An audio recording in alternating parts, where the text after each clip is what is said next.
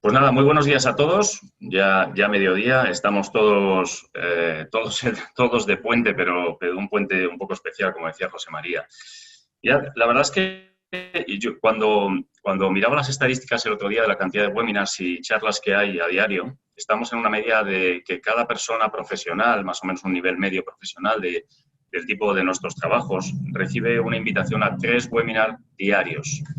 Con lo cual, eso te lleva a pensar, vamos a hablar otra vez de resiliencia, vamos a hablar otra vez de los temas comunes que ya hemos tratado y además en FAI habéis tratado y gracias a la federación y a las propias asociaciones tratáis continuamente.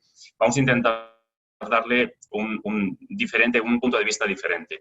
Yo todo lo que hago y mi empresa de formación, todo lo que hacemos intenta dar un punto de vista diferente o intenta dar un nivel diferente de formación y de conversación, basado todo en las neurociencias, neuropsicología, neurobiología o incluso psicofisiología, etcétera. Es lo que vamos a intentar hacer hoy. Vamos a ir al grano, ya sabemos lo que es la resiliencia y lo que vamos a intentar es dar algunos apuntes para ver cómo aplicarla. Esto se puede complementar luego como sea, claro. Voy pasando transparencias. Bueno, tenéis aquí mi historial, pero lo ha resumido José María y como estas transparencias las vais a tener, pues quien quiera tenga curiosidad para saber quién es este hombre que habla por aquí, ahí lo tenéis. ¿Y a qué me dedico y se dedica mi empresa? Desarrolla tu mente es una marca solamente, es la marca de formación. Pues nosotros damos cursos, hacemos formación online preferentemente en el ámbito deportivo y el ámbito empresarial. Pero de lo que se trata es de empezar. Esta es probablemente la única transparencia que quiero que veáis, que es totalmente teórica, conocida, ¿qué es la resiliencia?, ¿no? Ya llevo un par de ponencias de este tipo estas semanas, porque al final es un término, y leí ayer un artículo del Mundo, es uno de los términos que más se han denostado en los últimos tiempos y que más en boga están ahora. Es decir, la resiliencia como tal se puede definir, como vemos por la Real Academia de la Lengua, como la capacidad de adaptación. Sabemos que implica reestructurar nuestra cabeza, nuestra mente, nuestros recursos psicológicos. Sabemos que se puede decir, para que se entienda, sobreponerse a las adversidades, que esta que estamos viviendo no es pequeña. Y también hay un paso más en el que practica o se adhiere un poco a ser resiliente, que es dar un paso más allá de utilizar estas situaciones para crecer. Ahora mismo se torna en un término que, por cierto, es un término solo, es un concepto, porque no puedes practicar resiliencia como tal. Lo que practicas son una serie de habilidades que componen esa resiliencia y, por lo tanto, te vuelves resiliente. Qué palabra, por cierto, inventaron, un poquito difícil de pronunciar, por lo menos para mí. Bien, el estado, voy a pasar muy rápido por el estado actual porque lo conocemos más que de sobra. Estábamos antes felices, happy, y ahora podemos estar felices o podemos no estarlo. Obviamente siempre es una mezcla. Estamos hablando a nivel profesional, por favor. Los temas personales obviamente los apartamos de momento, desgraciadamente, pero los apartamos.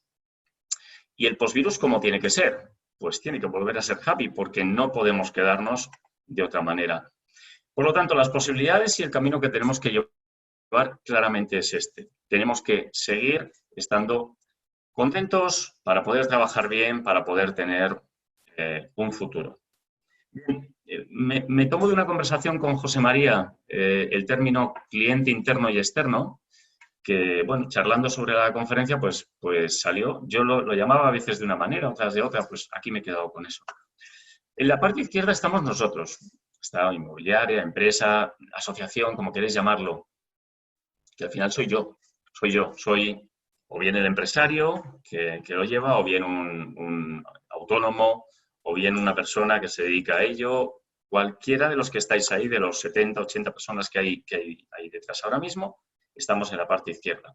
Y tenemos dos tipos de clientes hacia dónde dirigirnos cuando salgamos de esta, incluso ahora, no solo cuando salgamos de aquí, que es el cliente interno, que son nuestros empleados, compañeros, incluso te diría cualquier persona relacionada con el negocio, pero que no es cliente puro, que es cliente interno.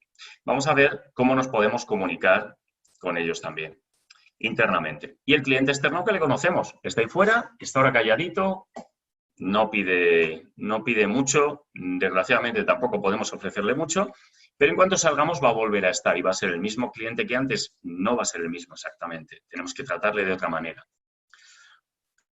Fijaos, si nos situamos en cliente interno, es decir, nuestra propia empresa, nuestra propia actividad, no tiene por qué ser solo empresa, puede ser nuestra actividad como autónomos, el trato entre nosotros, la federación hacia sus asociaciones, las asociaciones que pertenecen, la asociación frente a sus miembros, etcétera, etcétera. Lo que teníamos hasta ahora era en la parte izquierda libertad de movimientos, confianza, camaradería, muy importante, nos ayudamos, y ausencia de miedos. Todo estaba estable. Nos puede ir mejor o peor, pero la estabilidad se notaba. Vivimos en España, una democracia con unos métodos. Bien, ¿qué nos ocurre? Nos encontramos en un escenario a la salida que ya todos conocemos, por eso voy rápido en esta parte, con restricción de acciones, restricción de libertad de movimientos, con desconfianza, gran desconfianza. Y estoy hablando interno todavía, estoy hablando dentro de nuestro propio núcleo. Con individualismo, cuidado con esto, nos volvemos desconfiados, intentamos salvar nuestro salario, nuestro cliente, nuestras bondades. Estaréis diciendo, bueno, ¿cómo dice esto, Luis? Si en principio con la crisis se va a mejorar la conciencia de la gente, la solidaridad, etcétera. Sí, sí, la solidaridad está muy bien, la solidaridad con, por supuesto, los sanitarios, policía, etcétera. Pero cuidado, en la pirámide de Maslow de necesidades humanas, que Maslow y algunas variantes que crearon después, se ve muy claramente como cuando tus necesidades básicas, como son el pan de tu familia, como es tu trabajo, se ven desbordadas, se ven con cierto desfase. Las necesidades más altas de confianza, apego, relación con la gente, afiliación se llama, etcétera, quedan desviadas. Por lo tanto, atentos a esto. Uy, yo no estoy pintando, creo. Atentos a esto porque el individualismo puede surgir por la necesidad sencillamente, ¿vale? Pirámide de necesidades de Maslow y otros. Y luego el miedo de largo plazo. Ahora mismo tenemos un cierto miedo profesional, quiero decir, miedo a sobrevivir, a qué va a pasar cuando salgamos, cómo puedo mejorar mi negocio ahora mismo. Pero se va a quedar un miedo de largo plazo, porque ahora mismo, antes veíamos estas pandemias, hacía 60 años, 100 años, veíamos guerras, en el 36 ya, en España, pues fíjate, bueno, 36, 40 y pico, estamos hablando de hace 80 años. Ahora mismo, de repente, en 2020, hay una de esas. Por lo tanto, quedan muchos años para que se olvide y para que volvamos a no tenerlo en nuestra memoria. Bueno, y si nos vamos al cliente externo, nuestro cliente, el que nos da de comer al final, la parte izquierda, que es como era ya la... Perdona, Antonio, se me ha pintado la pizarra. No sé si se puede quitar, yo no he tocado nada. Ha tenido que ser alguien el que haya pintado que lo borre, le dé a Da la igual. goma y lo borre. Si puede alguien, es que no sé, yo no he tocado nada, bueno, no pasa nada, si lo puedes quitar, mejor. La parte izquierda nos la sabemos, cómo era nuestro cliente, pero ahora cómo entra nuestro cliente en nuestras vidas. Entra en un mercado distinto, un mercado con nuevas normas, un mercado con desconfianza, menos receptividad, cuidado, la mayor desconfianza lleva a que la receptividad hacia nuestras ofertas, hacia nuestras propuestas, etcétera, es menor.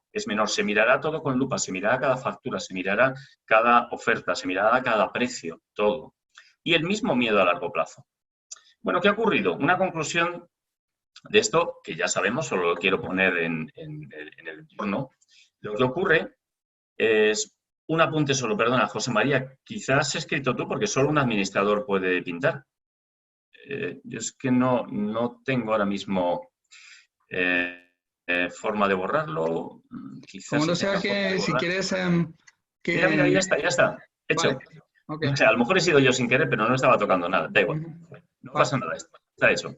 Mirad, si os dais cuenta, la parte izquierda, el cliente interno es igual al externo. ¿Qué quiere decir esto?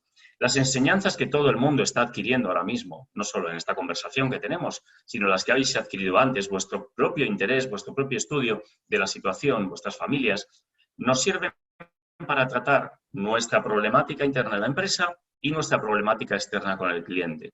Por no decir y ampliar que nuestra vida privada también se ve afectada por ello. Por lo tanto, esta cajita azul, os pido que realmente la tengáis en la cabeza siempre porque cualquier habilidad que alguien se preste a enseñar en que te formes, o que tú mismo realmente le des vueltas a la cabeza y consideres que yo puedo mejorar hacia este camino, te va a servir para todo, para todas las relaciones en la vida.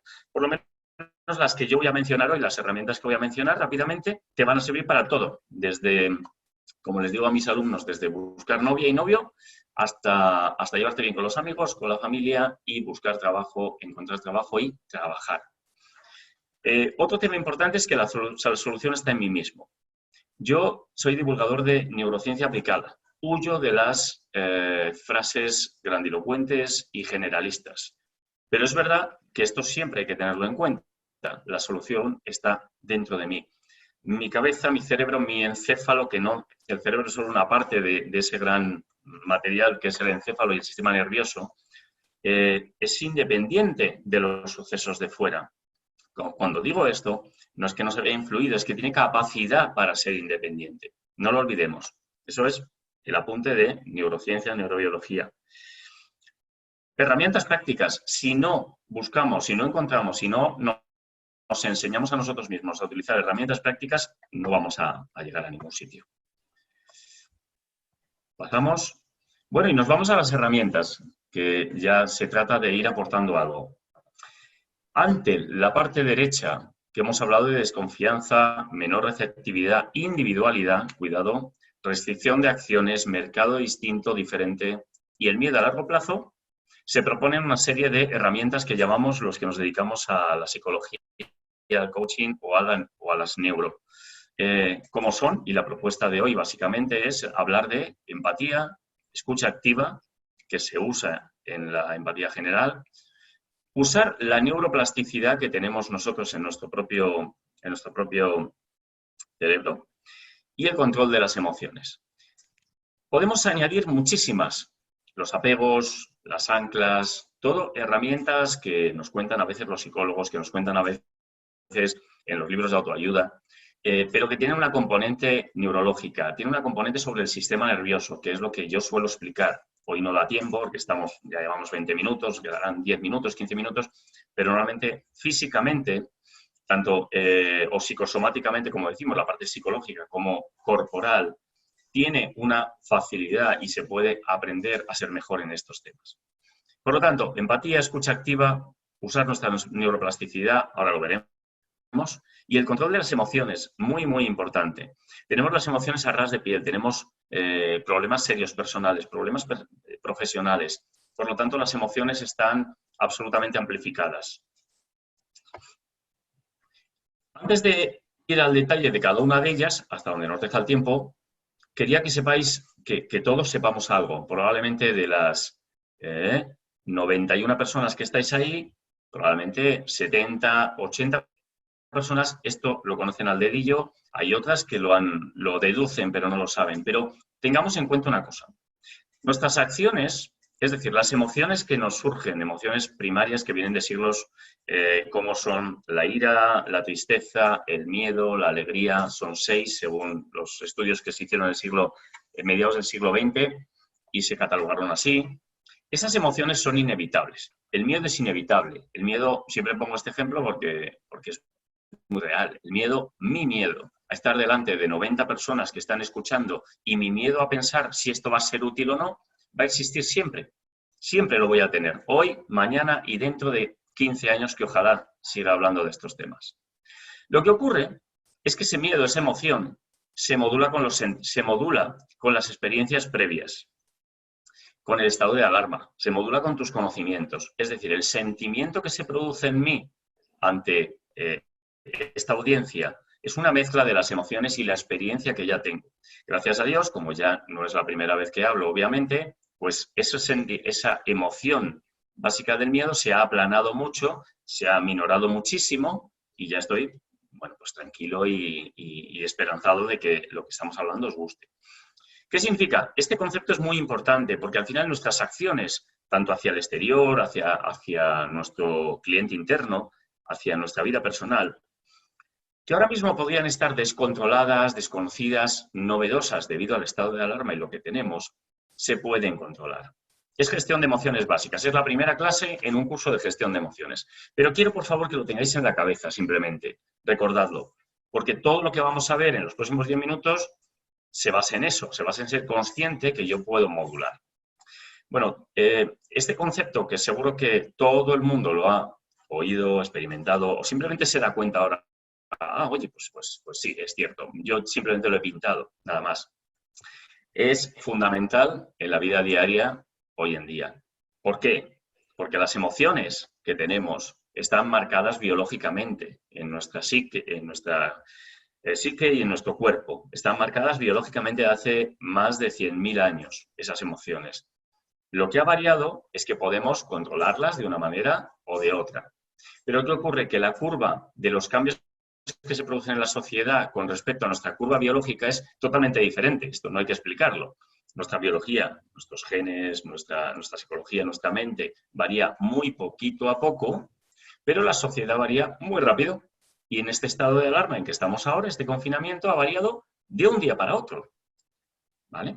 Por lo tanto, las emociones básicas están hechas para huir, para sentir tristeza, para sentir asco, para repeler, para correr cuando nos atacan, etc. Si no sabemos modularlas con esa segunda pata, que son experiencias, sentimientos, etc., iremos por mal camino. Bien, empatía. ¿Cómo podemos mejorar la empatía? Debemos entender las emociones, acabamos de hablar de ello. Mirad, esta es la curva de una emoción básica, el miedo. El miedo a la salida, el miedo a contagiarme, el miedo a que el 20% de mis clientes ni me hablen, que no me reciban, el miedo a que no me reciban a partir de ahora. Bien, eso lo vas a tener igual. Y eso sigue una curva, que no vamos a explicar ahora porque es largo, no es complejo, es muy fácil, pero es largo, que tiene una intensidad emocional, que es la altura, y tiene un tiempo en el que dura esa emoción. Es igual que el duelo. El duelo ante una muerte tiene esta misma curva, exactamente igual. Y tú eres quien decide y puede decidir si esa carga emocional, si esa intensidad, puedo hacerla más grande, más amplia o más pequeña, o la duración de esa emoción la puedo hacer más corta o más larga. Esa es la base para entender la curva de las emociones. Si tú entiendes la curva de la emoción de los demás, porque la empatía no la hemos definido, pero obviamente es empatizar con los demás, es ponerme en su lugar, es conocer qué le está pasando para poder o darle soluciones o sencillamente llevarme bien con ellos. En segundo lugar, otra herramienta, empatía versus simpatía. No hay que, hay que diferenciarlos, perdón. La simpatía es parte de la empatía general, pero no podemos confundirlo. Y más ahora en estos tiempos. ¿Por qué? Porque, como decía José María en la introducción, estamos acostumbrados a abrazarnos, a darnos la mano, al chascarrillo, etc. Esa desconfianza que hemos hablado se va a ver físicamente a la salida. Por lo tanto, la simpatía va a ser diferente. Nos vamos a ver coartados. Y, por lo tanto, esto me lleva más aún a fomentar el carácter empático de la gente. Ponerte en su lugar. No significa sufrir por los demás, cuidado, hay empatía positiva y empatía negativa. La empatía negativa, en cierto modo, también se basa en sufrir por los demás. No se trata de eso, obviamente, se trata de ponerse en el lugar de los demás. Y luego una herramienta muy interesante que os pediría que practicaréis, la podéis ver en Internet. Pues bueno, si queréis verla en mis cursos sería perfecto, pero en Internet está, obviamente, que es el mapa de empatía. Es ponerte en el lugar del cliente y hacerte unas preguntas. ¿Qué piensa y siente? ¿Qué ve? ¿Qué dice y hace? ¿Qué oye cuando estás teniendo bien una conversación con él, cuando tienes una relación con el cliente, etcétera, etcétera? Esta herramienta, dentro de entender las emociones, es una herramienta un poco más etérea, aunque sinceramente os la puedo contar muy, muy fácilmente. Hemos hecho un breve, pues se puede contar muy fácil. El diferenciar empatía y simpatía ahora creo que es más fundamental que nunca. Pero el mapa de empatía es algo que puedes escribir, pintar. Yo os invito a que lo busquéis, que lo miréis, que lo practiquéis. Me escribís si queréis para más información, pero practicadlo, porque realmente tu relación con el cliente toma otro nivel. Siguiente, escucha activa, otra herramienta que os propongo trabajar. Además, esta se puede trabajar mucho y en estos momentos de confinamiento lo puedes hacer directamente cuando acabe esto esta tarde, esta noche, en cualquier momento. porque tienes gente al lado, normalmente, si no te ha tocado estar solo, tienes gente al lado con la que practicarlo. Fijaos que los niveles de escucha son superficial, conversacional y escucha activa. Conversacional, estás hablando, pero no estás impregnando tu cabeza con lo que se está diciendo. La parte superficial en que escuchas, perdón, oyes, pero no escuchas, que es una gran diferencia, todos sabemos de qué va esto, ¿no? Y la escucha activa. La escucha activa necesita intención, la escucha activa necesita trabajo, pero es muy fácil, muy sencillo, aplicando métodos. Este es uno que os pongo en la transparencia y que recibiréis cuando José María os haga llegar las transparencias, pero básicamente se trata de escuchar sin poner tu punto de vista, sin dar tu criterio, escuchando más y aportando más y reforzando un poco la comunicación con el receptor, emisor-receptor. Se puede practicar con mucha facilidad, como digo. Y luego practicar, practicar y practicar. Es fácil. Poco a poco, método Kaizen japonés, poco a poco. Hoy voy a intentar tener una conversación con una persona de confianza, un compañero, para hacer esto. Para mañana aplicarlo a un cliente. Porque sabéis que el ser humano, de nuevo por nuestra biología y por nuestra pirámide de necesidades también, necesitamos que nos escuchen. Es decir, a mí lo que más me gusta es estar aquí hablando, más que estar escuchando, sin duda alguna. Entonces, necesitamos que nos escuchen. Por lo tanto, lo que estás ganando, obviamente, como sabéis, si en todos los cursos que habéis hecho de la venta emocional, etcétera, es dejar al cliente hablar. Pero una cosa es dejarle hablar y otra cosa es comprender lo que está diciendo para luego tú utilizar esa conversación. Hay un esquema que no lo he puesto porque es más complicado, que se compone más o menos casi de 20 puntos para llevar una conversación. Es más avanzado que este, digamos, o más detallado que este.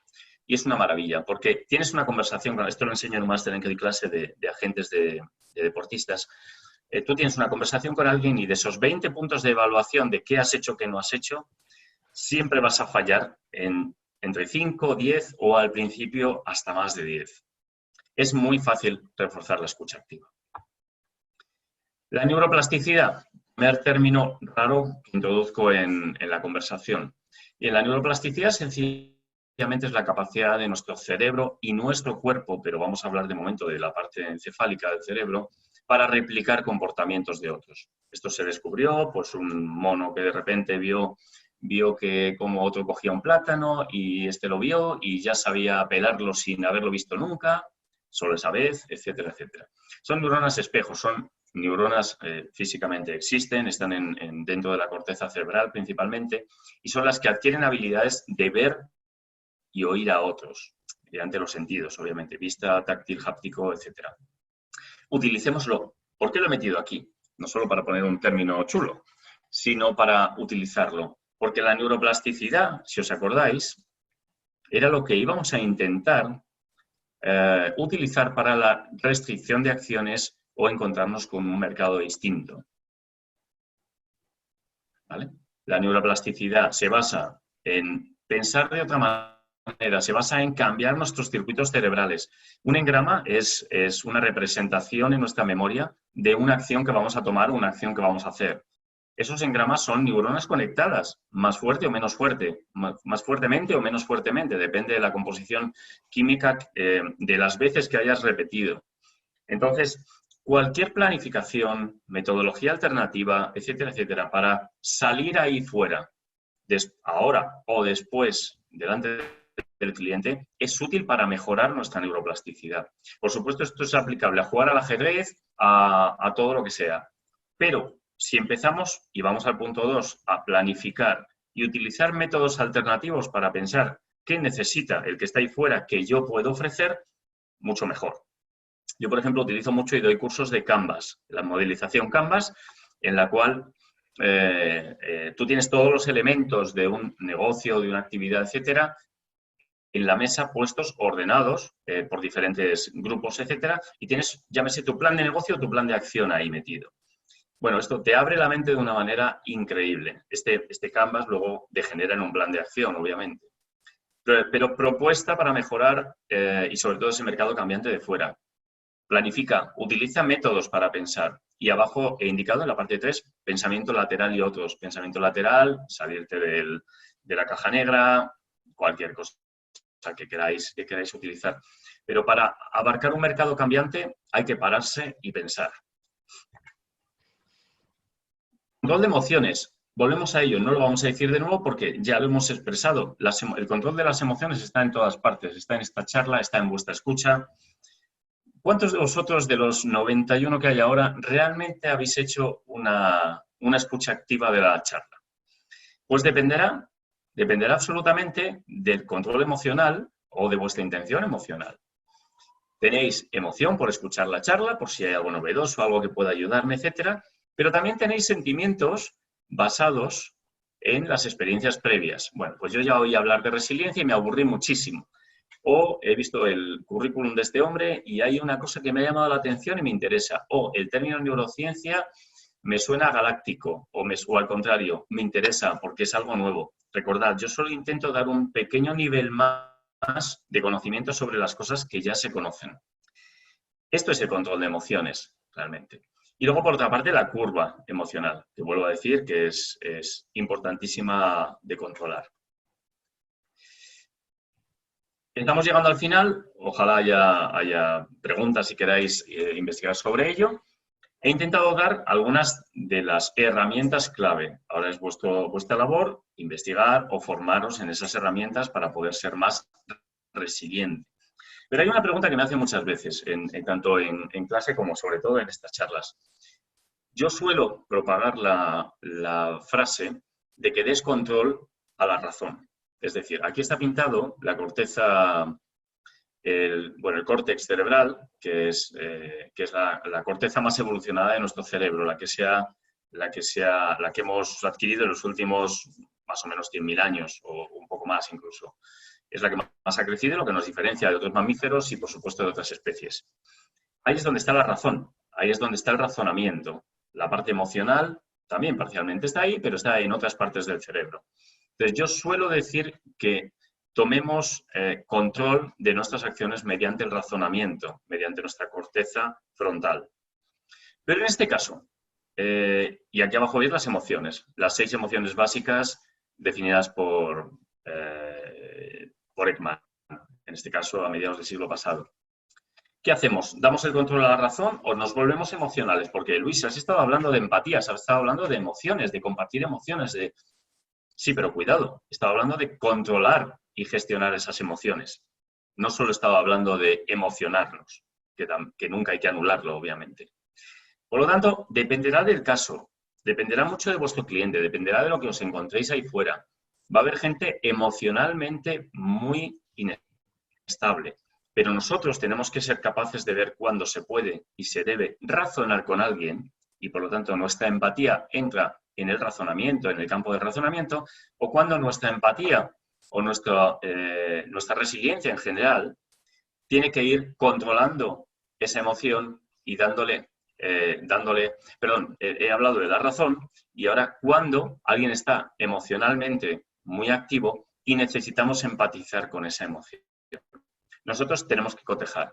Si me dijeran que diera un porcentaje, yo diría que en el 80% de las ocasiones, siempre intento dar este porcentaje, deberíamos utilizar la razón para controlar nuestras emociones. Y no significa no divertirnos y no significa no irnos de cañas con el cliente. No tiene nada que ver. Se trata de racionalizar lo que está ocurriendo en cada momento, porque así es como nos podemos controlar las situaciones. Al final, hablando de trabajo, no personal, tenemos que controlar la situación nosotros. Si queremos controlar la situación nosotros, os puedo decir que las empatía, escucha activa, control emocional, etcétera, te dan un superpoder. Tienes superpoderes. Bien. Bueno, pues hemos terminado un poco el speech inicial. Aquí tenéis mis datos, que esto como os llegará ningún problema. Lo que he querido ha sido, sin entrar en detalles, porque no hay tiempo, y sin entrar en terminología de sistema nervioso central, sistema nervioso periférico, el sistema nervioso craneal, cerebro, encéfalo, bulbo raquídeo, etcétera. Sin entrar en eso, daros un poco las claves que yo considero que son las que tenemos que tener muy, muy en cuenta, esas herramientas para la salida, para ya y para la salida de esta crisis. Ahí lo dejo y, José María, cuando quieras, damos paso a preguntas, si tú haces de moderador, lo que quieras. Pues muchísimas gracias. Para arrancar y pedirle también a los compañeros que formulen sus cuestiones en relación a la votación, yo me he quedado con una frase que has comentado casi al final, que me parece esencial en nuestro trabajo, que es la de tomar el control de las emociones mediante el razonamiento. Yo creo que justamente ahora, en este estado de alarma, lo que estamos viendo muchos de nosotros es que las emociones están tomando el control al razonamiento, o sea, están pudiendo con el razonamiento, ¿no? Yo creo que es absolutamente esencial, tanto para salir de esta lo mejor posible y lo antes posible, como para el trabajo con nuestros clientes, precisamente que el razonamiento sea el que prevalezca, ¿no? Es una frase que me ha gustado mucho. Y en este sentido, también quería preguntarte una cosa, Luis. ¿Cuál es la diferencia entre las emociones y el estado de ánimo? El estado de ánimo es una consecuencia de las emociones, pero fíjate, te diría más, y si no te importa, aludo a lo que hemos explicado, la emoción es inevitable y la emoción la vas a seguir teniendo. Imagínate la tristeza de una pérdida o la tristeza de una pérdida de trabajo, vamos a ser menos drásticos. La pérdida de tu negocio, la pérdida de tu poder adquisitivo, eso genera un sentimiento porque está unido al estado de alarma y a lo que va a pasar y la incertidumbre de lo que va a pasar. Con lo cual, tu estado de ánimo es ese sentimiento. El estado de ánimo es el sentimiento que fluye hacia afuera. Es como te ve la gente, es lo que trasladas. Tu cara de tristeza físicamente, tu actitud, tu voz lánguida. Todas estas cosas es tu estado de ánimo. ¿Cómo controlarlo, por ejemplo? Obviamente la emoción de tristeza no la vas a quitar, en ningún caso, como he dicho, pero sí puedes aminorarla en el tiempo y en intensidad. Y sobre todo, y lo he dicho yo, pero tú lo has refrendado un poco, razonando. Toda emoción tiene un duelo. Toda emoción negativa, con valencia negativa que se llama, tiene un duelo, un periodo de duelo. Pero hay un momento en que ese duelo acaba o está en una parte en que podemos razonar y o bien eliminarlo o sobre todo minorarlo. Pues no sé, amigos, si tenéis alguna cuestión, ¿alguno de vosotros quiere formularle alguna pregunta a Luis? ¿Estáis a tiempo? Estáis todos muteados, así que si alguien quiere, pues a través del chat o que pida paso.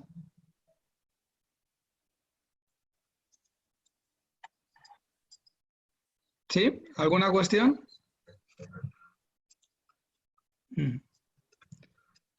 Vale, yo una cosa que quería preguntarte también, Luis, es sobre el tema del funcionamiento de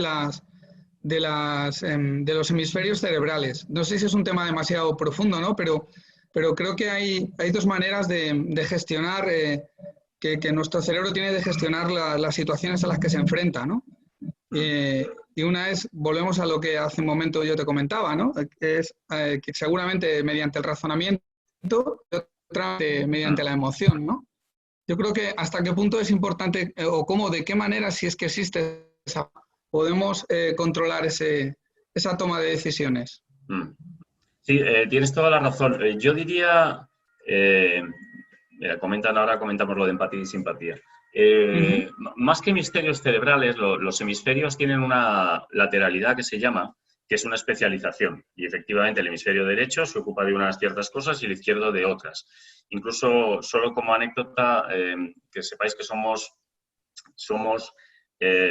nuestro hemisferio derecho controla incluso la parte del cuerpo izquierda y al contrario, tenemos una disociación que se estima que viene de muy, muy, muy atrás para poder observar por un lado y reaccionar hacia el otro. Eso es una base científica. Bueno, lo que decías, hay dos caminos para gestionar una acción, una actividad. Tú me vais a tener que dejar que me vaya para atrás y yo veo un león hace muchísimos años, porque hace 100.000 años funcionábamos igual que ahora en ese sentido. Yo veo una amenaza, un león. El cuerpo y la mente reaccionan por dos caminos diferentes.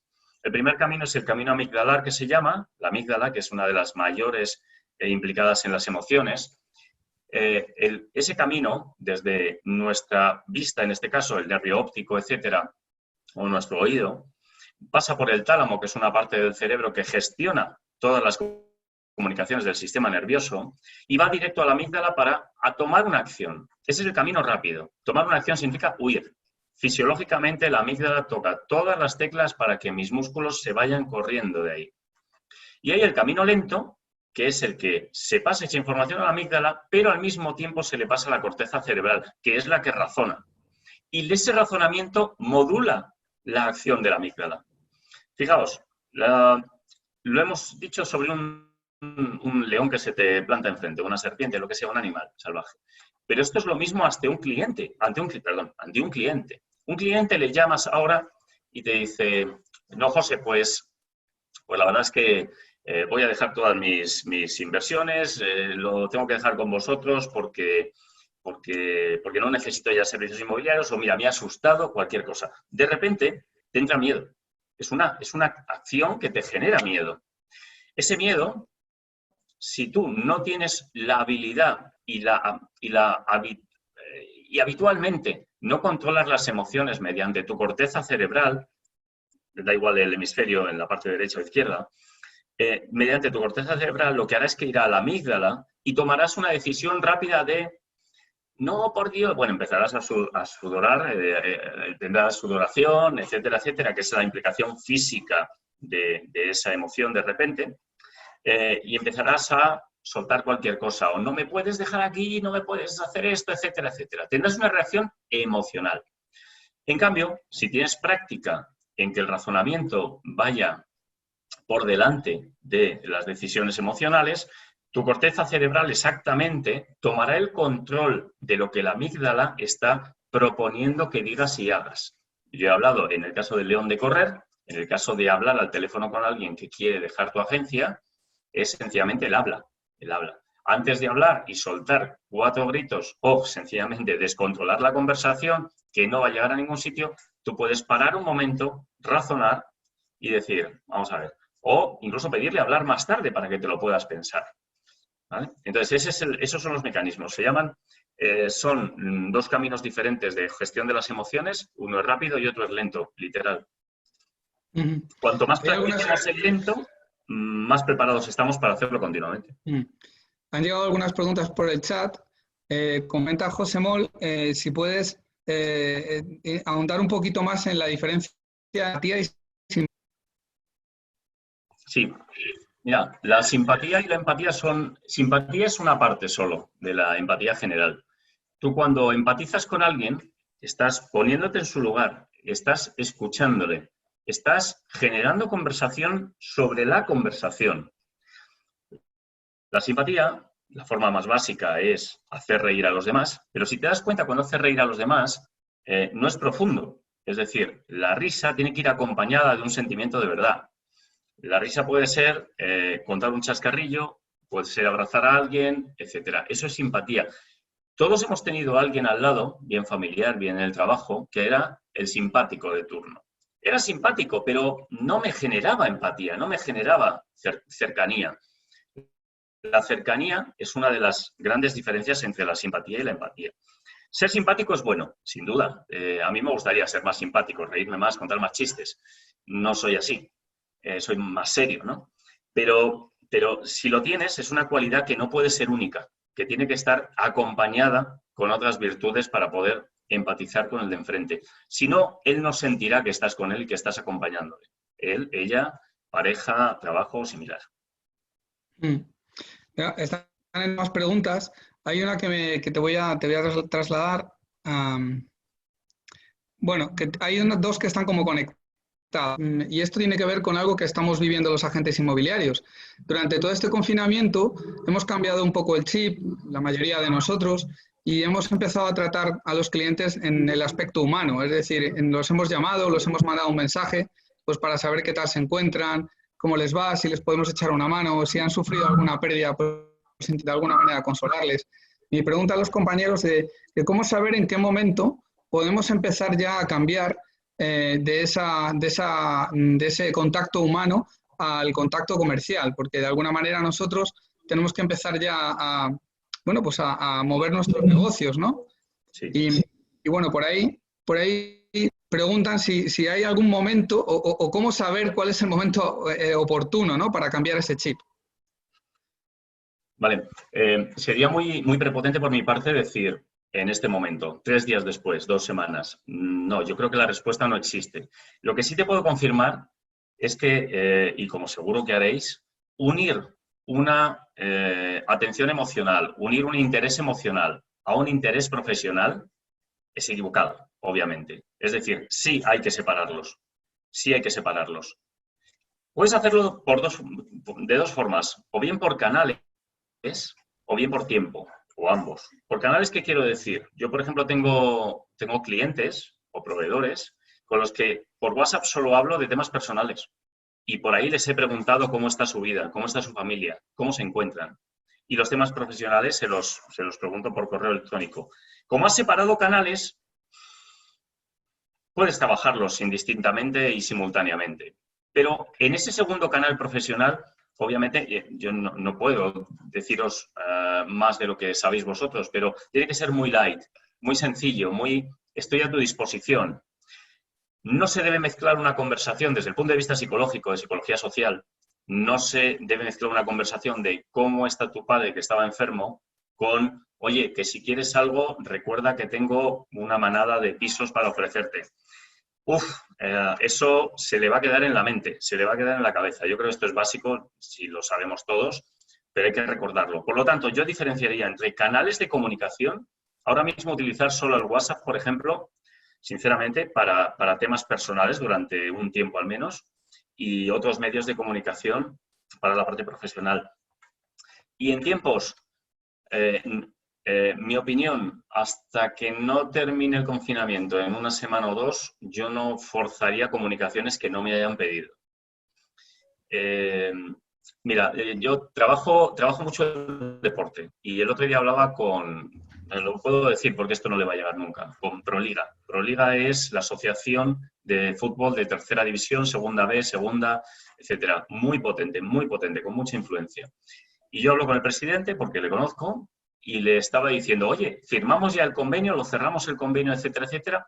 Y yo mismo me di cuenta en ese momento diciendo, pero vamos a ver, este señor, aparte de sus temas familiares, defiende unos intereses de unas ligas que están paradas, que es un caos absoluto. ¿Tú crees que ese hombre va a tener la cabeza puesta en decirme si firmamos el convenio? La respuesta fue no. Paré rápidamente de escribir el correo y ese correo se ha quedado pendiente, ya veremos cuándo. Hay que darle coherencia a las cosas. Incluso con él solo hablo por WhatsApp, como he dicho, de temas personales. El resto va por email o... sí, bueno, Instagram y alguna cosa. Entonces, tiempos, no lo sé, pero separación sí. Claro. Preguntan por aquí, bueno, dos cositas que quizás puedan estar un poco conectadas, ¿no? Si tienes alguna recomendación para que intentemos aislarnos y que no nos afecte a nuestro estado de ánimo la situación, a nuestra paz interior. Por otro lado, preguntan también si hay un condicionante genético y en qué porcentaje afectaría a tu estado psicológico. Bueno, es decir, hasta qué punto estamos un poco predispuestos a actuar de una manera determinada, ¿no? O hasta qué punto podemos aislarnos, si hay una predisposición genética para que podamos o no podamos llevarlo a cabo. Es complicada esta última, ¿eh? La primera, estábamos hablando, la estaba leyendo y me estaba gustando además, porque, vamos a ver, todo se puede practicar en esta vida. O sea, todo podemos trabajarlo. ¿Qué podemos hacer qué tenemos que hacer para poder controlar nuestras emociones, para poder razonar, No se trata de... Mira, yo una cosa que utilizo mucho a nivel personal es que me intento llevar bien con todo el mundo. Eso es parte de la empatía también. No tengo discusiones con nadie, no tengo broncas con nadie, ni personales ni profesionales. Eso me genera un estado cerebral, yendo a neuro, me genera un estado cerebral de tranquilidad, de conciencia positiva. Esto lo aprendes cuando has tenido una persona que ha sido tu cliente, tu proveedor y tu compañero. Curioso, a mí me ha pasado. Y ves los diferentes puntos de vista. Por lo cual, esa es una de las formas. Una de las formas es no encorajinarte, no No, realmente no estará mal con nadie para tener una conciencia tranquila. Y luego, sobre todo, meter la razón, conscientemente meter la razón en todas las pequeñas decisiones que tengas. Es decir, ahora mismo estamos todos en estado de alarma, estamos todos con la emoción a flor de piel. Deberíamos practicar poco a poco para que tu estado de ánimo no varíe con las emociones, no varíe tanto. No estoy diciendo meditar. Fijaos que yo hablo más de razón que de meditación, felicidad, etc. Yo hablo más de ello porque para mí es la que afecta a gestionar esas emociones. Un truco, insisto, que si queréis pensarlo, es ese que os he dicho. No encorajinarse con nadie, no enfadarse. Intentar meter la razón de por medio o emociones positivas si llega el caso. Eso te genera una conciencia tranquila y creo que puedes avanzar por ahí. Claro. Ahora estamos muchos agentes... No, disculpa, Luis, decía que muchos agentes inmobiliarios estamos sufriendo la situación de que durante este estado de alarma a operaciones que teníamos, bueno, operaciones de compraventa, de alquiler, que teníamos ya en curso, que teníamos ya maduradas, que teníamos ya incluso con contratos firmados, pues se están poniendo un poco en tela de juicio, ¿no? ¿Por qué? Pues porque lógicamente hay un antes y un después y bueno, lo tenemos encima de la mesa y como tú decías antes, pues ahora toca llamar al cliente y no sabemos cuál es el momento oportuno, ¿no?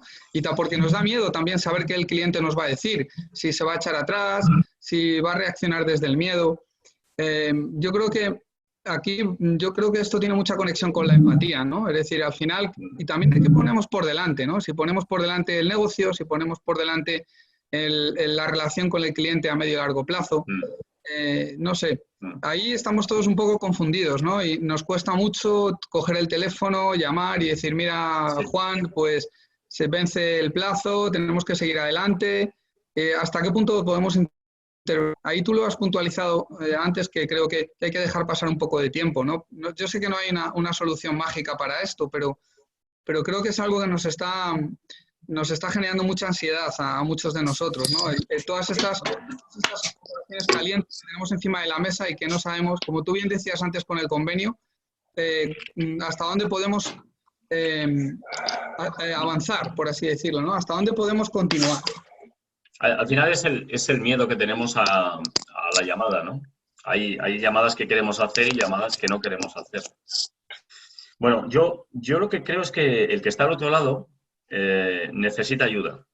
Necesita ayuda para decidir.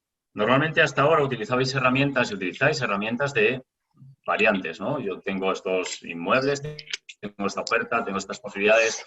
La parte empática también se utiliza, pero bueno, no se toma tanta importancia.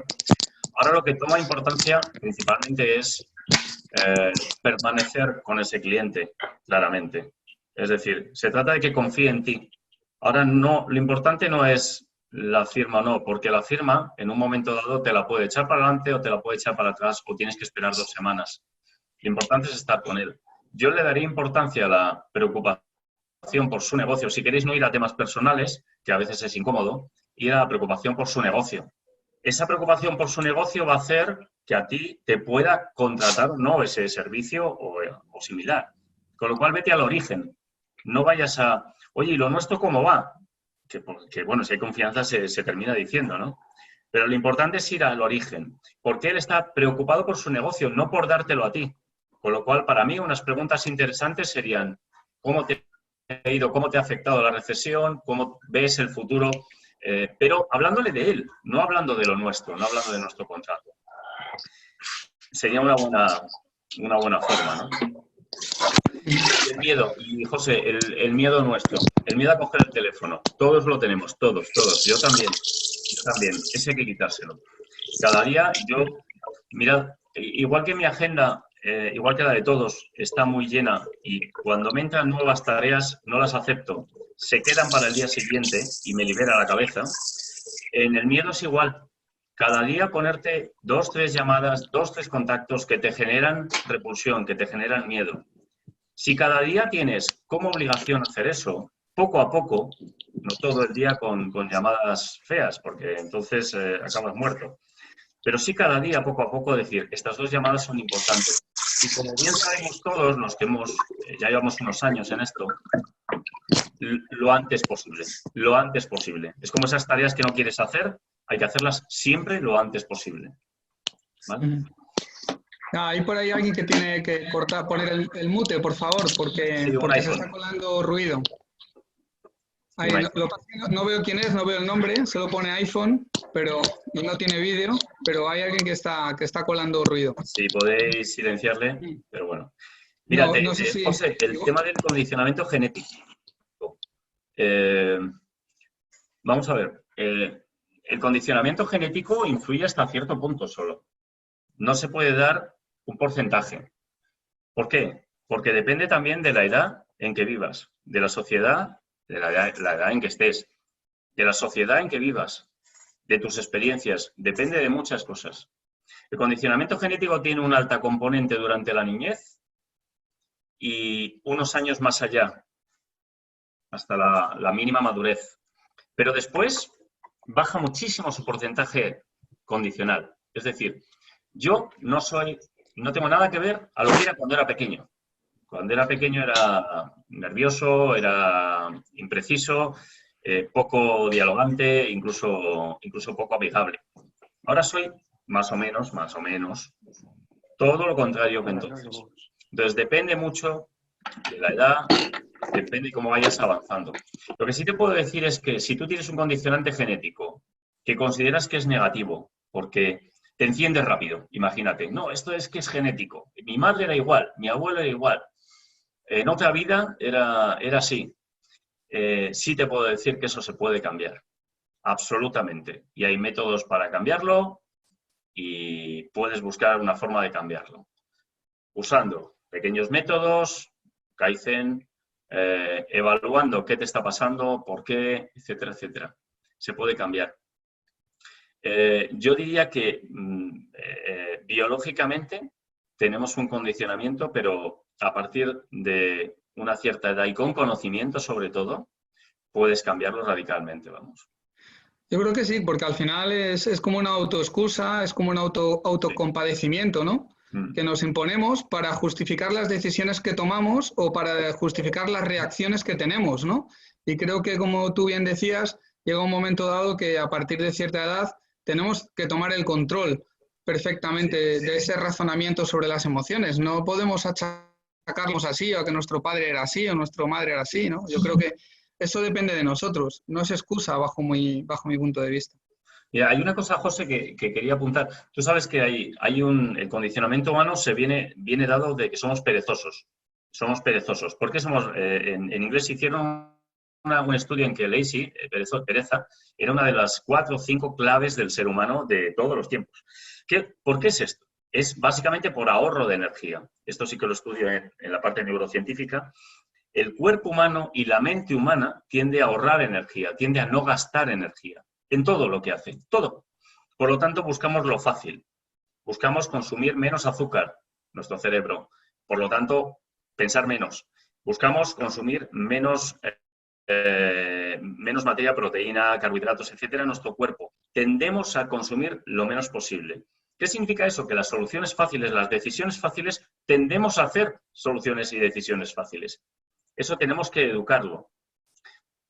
Cuando ocurre esto, lo que está pasando es que nuestra biología nos está condicionando, pero podemos educarla totalmente. Pensad siempre cuando tengáis alguna historia cómo está muy relacionada con la economía de recursos, absolutamente. Pues muchísimas gracias, Luis. No sé si alguien tiene alguna última pregunta. Somos las 13 horas. Creo que ha sido una charla interesante. La verdad que esto da para mucho juego. La gestión de las emociones, la reacción del cerebro ante esas emociones y cómo trasladarlo a nuestro trato con los clientes da para mucho más de una hora. Ha sido un placer, Luis. Agradecido por tu aportación. Yo les pasaré, como tú has dicho, la presentación a los compañeros. Ahí vendrán tus datos, vienen tus datos de hecho, saben que se pueden poner en comunicación contigo y que estás a su disposición. Como te comenté, FAI está compuesto por 27 asociaciones territoriales. Aquí hay muchos delegados de cada una de las asociaciones y que sepáis que Luis está a vuestra disposición por si queréis profundizar más en algún detalle con vuestros compañeros. Así que si no hay nada más, pues muchísimas gracias y te dejo que despidas, Luis.